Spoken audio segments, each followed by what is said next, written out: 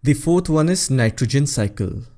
This whole nitrogen cycle is all about how nitrogen transforms into different forms in our environment.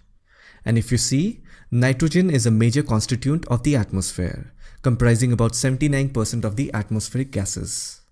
Therefore, it is important to understand how the nitrogen cycle works. One thing which is crucial for the transformation of nitrogen is bacteria. So please remember this. Bacteria is the key element in every step of the nitrogen cycle. The nitrogen cycle takes place like this. Overall, there are 4 steps. Before we begin with the steps, let's get to know a little about nitrogen. Nitrogen is considered as an unreactive gas. Nitrogen gas is formed when 2 nitrogen atoms bond together. Together they form a triple bond. In chemistry, you must have heard about single, double and triple covalent bonds. They represent strength between atoms. They are indicated in Lewis structures by drawing 2 or 3 lines connecting one atom to another. Double and triple covalent bonds are stronger than single covalent bonds because the amount of energy required to break the bond between 2 atoms which have triple covalent bonds is incredibly high. The more energy required, the stronger the bond is said to be. In a nutshell, triple bonds are difficult to break because they require a lot of energy to break. Now, nitrogen molecules have a triple bond, and that makes it very unreactive because it requires a huge amount of energy to break the bonds. Now, the big question is, where are you going to find that kind of energy?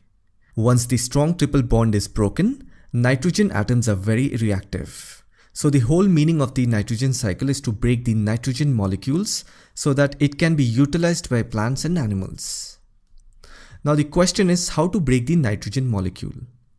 Turns out there is a solution to that. There has to be a way by which nitrogen gas in the atmosphere must find its way into the soil. This is where bacteria in the soil comes into the picture. The roots of these plants are colonized by rhizobium bacteria. These bacteria have the ability to directly convert nitrogen into useful nitrogen compounds with the use of a special enzyme called nitrogenase. In simple words, rhizobium bacteria carry the nitrogen from the air to the soil and transform into another form called nitrates. This process is called nitrogen fixation. Just remember, nitrogen fixation takes unreactive nitrogen from the air and turns into a usable form. After nitrogen fixation, roots of plants absorb the nitrate. In the plant, they are in the form of protein and nucleic acids. If you can recollect the ecological pyramid, in that we have seen that plants are producers and herbivorous animals feed on plants for food and energy. That's how animals get the nitrogen they need by eating plants. When animals produce waste or die, bacteria consumes this dead organic matter. As a result, the nitrogen in this waste is in the form of ammonium. This process is called decomposition or ammonification. Now it is difficult for plants to use ammonium. So this waste ammonium is again broken down by bacteria through a process called nitrification. So basically ammonia is first converted into nitrite and then to nitrate. And now the plants can absorb nitrate. But the nitrogen cycle is all about sending nitrogen back into the atmosphere.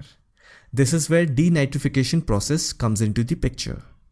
In this process, nitrates are converted into a variety of nitrogen gases.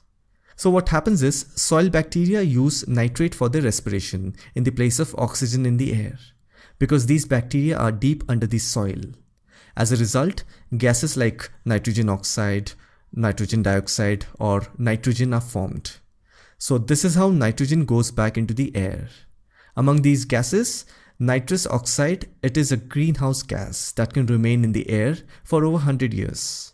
It is also one of the reasons behind depletion of the ozone layer. Anyhow, I hope you have understood what the nitrogen cycle is, and please keep in mind that bacteria is the key element in every step of the nitrogen cycle. And the fifth one is other mineral cycle. Apart from carbon, nitrogen and oxygen, there are many other minerals that are essential for plant and animal life. Here we have the names of those minerals: phosphorus, sulfur, calcium and potassium.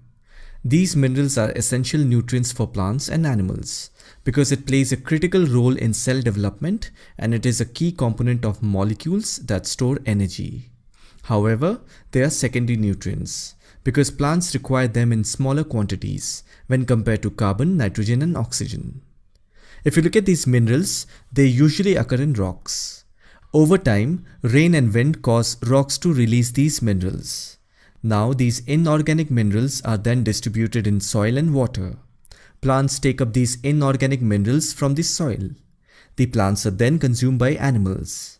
Once the plants and animals consume these minerals they are now incorporated into their organic molecules such as DNA.